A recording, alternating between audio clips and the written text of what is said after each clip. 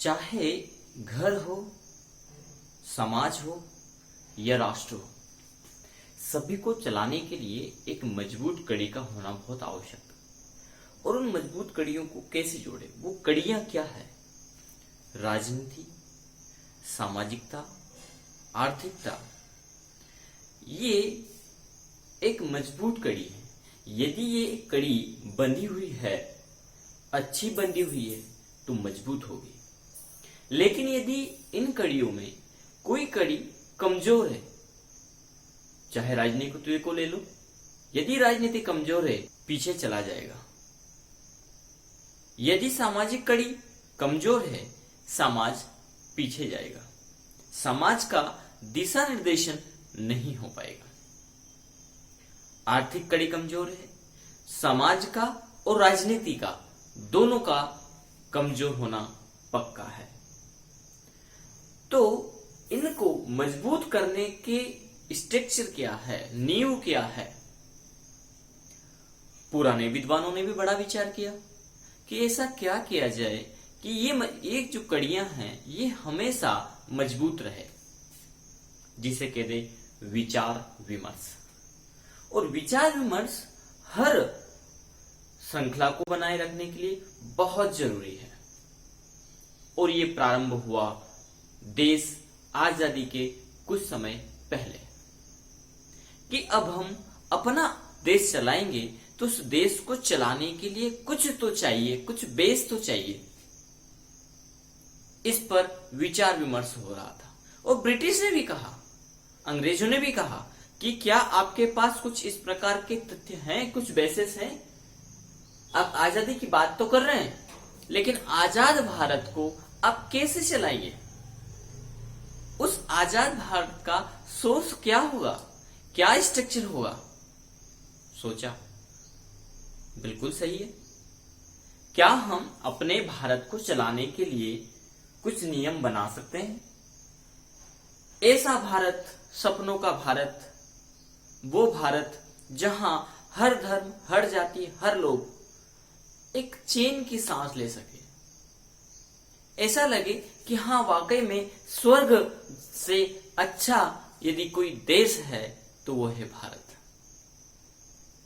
यानी यहां पर रहने के लिए, यहां पर जीवन यापन करने के लिए देवता भी आने को तरस जाएं।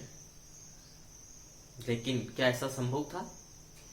क्योंकि अलग अलग विचारधाराएं, अलग अलग मनभेद, मतभेद, गतिभेद, विरोध भेद, सामाजिक भेद, सामाजिक परिदृश्यता, अब इन सभी को एक श्रृंखला में पिरोना बड़ा कठिन हो जाता है।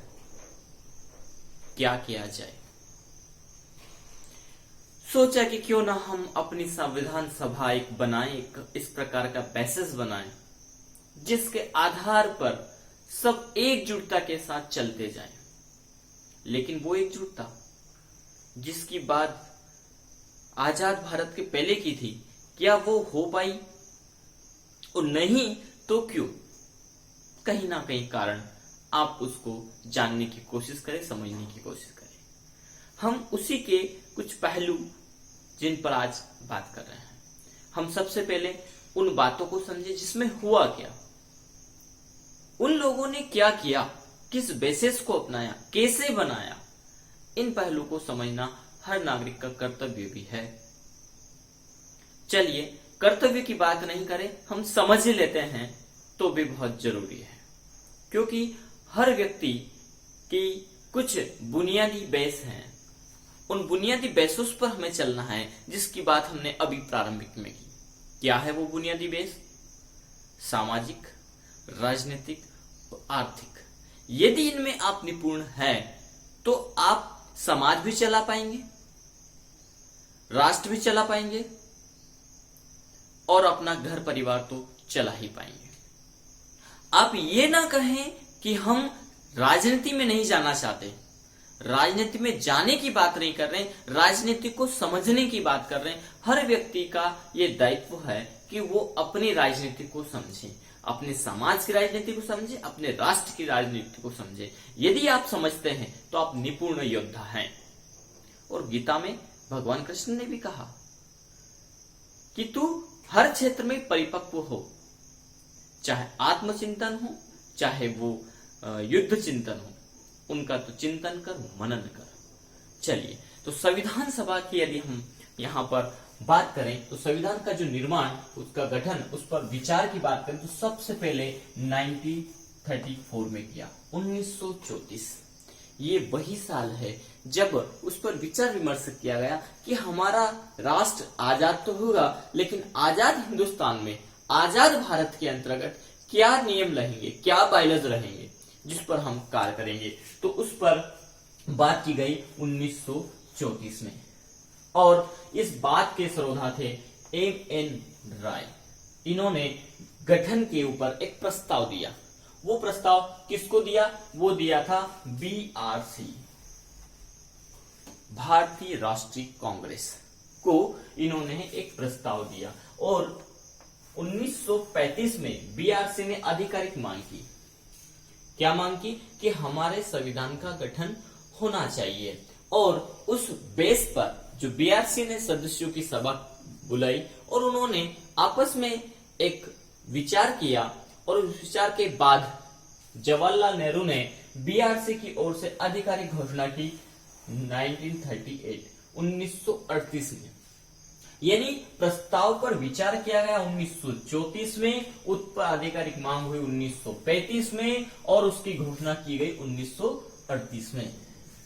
3 साल 34, 35 और 38 में ये बात हुई कि हाँ, हमें अपने संविधान का निर्माण करना चाहिए। यानी इतनी सी बात के लिए इतना समय होना भी चाहिए, क्योंकि राष्ट्र की बात है। चलिए आगे बढ़ते हैं। तो जवाहरलाल नेहरू ने घोषणा की संविधान निर्माण की, लेकिन उस निर्माण में क्या होना चाहिए, कैसे संविधान सभा का गठन होना चाहिए? पहले सभा फिर संविधान। तो कहा गया कि क्यों ना हम वयस्क मताधिकार का यूज करें, प्रयोग करें। जो वयस्क हैं वो वोट डालें, और वोट डालने के बाद किसको कितने वोट आते हैं उसके आधार पर एक संविधान सभा का गठन किया जाए। अब 1940 में क्या आया? अगस्त प्रस्ताव आया। अगस्त प्रस्ताव, ये ब्रिटिश सरकार के सामने एक प्रस्ताव रखा था कि हम अपने वयस्क मताधिकार के बेस पर संविधान सभा का गठन करना चाह रहे हैं। तो उस समय स्टैफोर्ड ने उस प्रस्ताव पर निर्णय लिया और वो ब्रिटिश सरकार के सामने रखा कि ये इस प्रकार का बैच बना करके अपना संविधान सभा बनाना चाहते हैं, अपने संविधान सभा का निर्माण करना चाहें। उन्होंने कुछ इसमें जो कि संशोधन किया, संशोधन कर करके वो प्रस्ताव वापस लाया गया, और उस प्रस्ताव को नाम दिया गया था क्रिप्स प्रस्ताव। क्रिप्स, जो स्टैफोर्ड क्रिप्स थे, वो इस प्रस्ताव को, कुछ बुनियादी बेसिस को, कुछ लाइनों को लेकर के आए थे कि इन चीजों का अवलोकन किया जाना चाहिए और इस प्रकार से संविधान सभा का निर्माण किया जाना चाहिए। कुछ उन्होंने सुझाव भी दिए थे। अब यहां पर बात आती है संविधान सभा का गठन। यहां पर संविधान का गठन है, संविधान सभा जो ये प्रस्ताव देगी कि संविधान में क्या क्या चीजें इंक्लूड किया जाए, उसका स्ट्रक्चर क्या हो, इस बेसिस पर बात करेगी। कौन करेगी? संविधान सभा। लेकिन उस संविधान सभा के गठन में कुछ अड़चने आने लगी, और वो अड़चने क्या थी? वो अड़चने ये थी कि हमारे बेसिस इतने हो, हमारे सदस्य इतने हो, मेरा ये कभी नहीं गया। तो यहां पर कुल सदस्य इसके निर्धारित किए गए थे 389, जिसमें ब्रिटिश भारत, हमारा भारत नहीं, ब्रिटिश भारत, और ब्रिटिश भारत को जो सीटें मिली वो थी 296 सीट, जिस पर चुनाव होना है। अभी जीते नहीं है, अभी तो चुनाव होना है। कितनी सीटें थी वो? 296।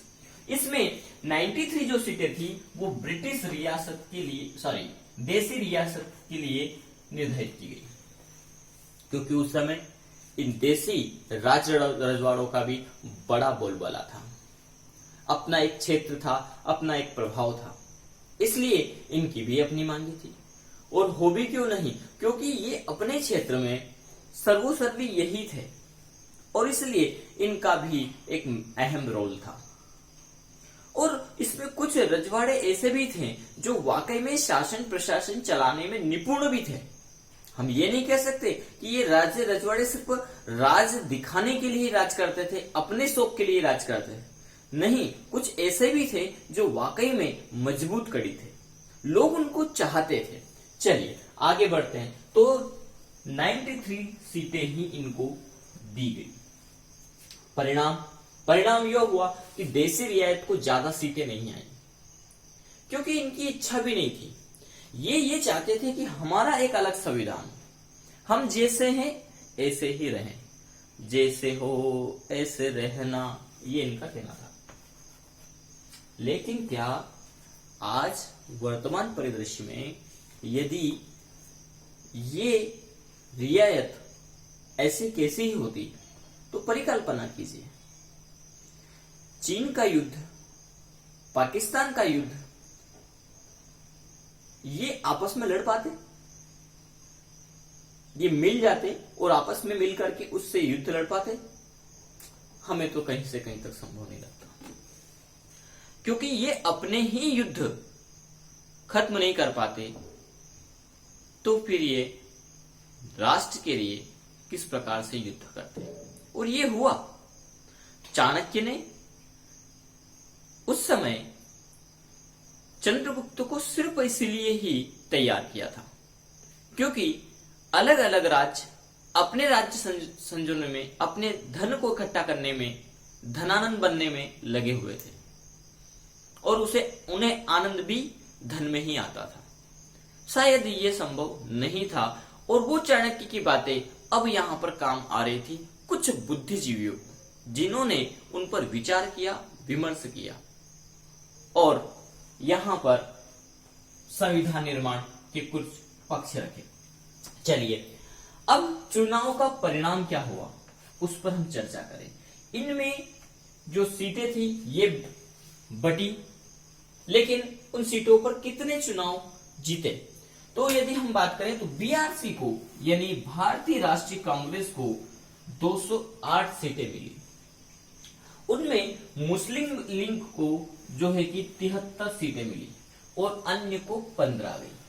और जो देसी रियायत थे इनको कुछ ज्यादा सीटें नहीं आई, क्योंकि ये अपनी खुद की संविधान सभा चाहते थे, ये अपना एक अलग बेस चाहते थे कि हमारे लिए कुछ और बाकी के लिए कुछ और। क्यों? हम राष्ट्रीय ठाठ है ना, इसलिए।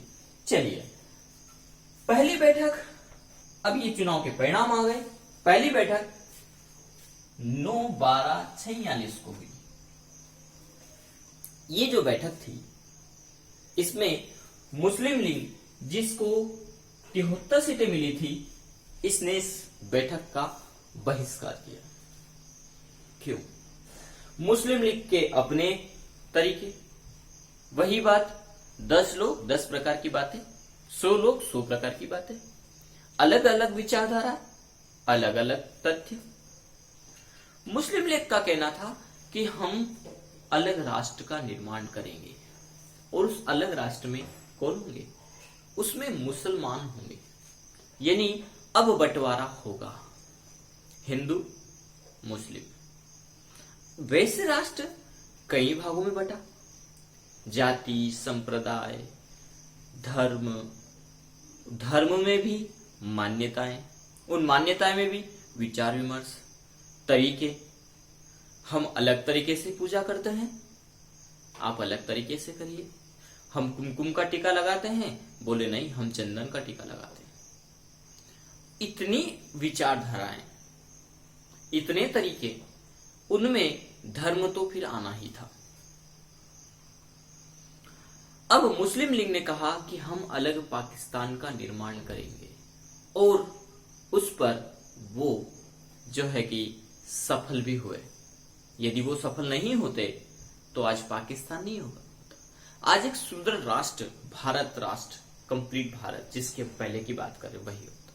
सुदृढ़ अब भी है, अभी भी भारत कमजोर नहीं है, लेकिन वो बंटवारा वहीं से प्रारंभ हुआ। चलिए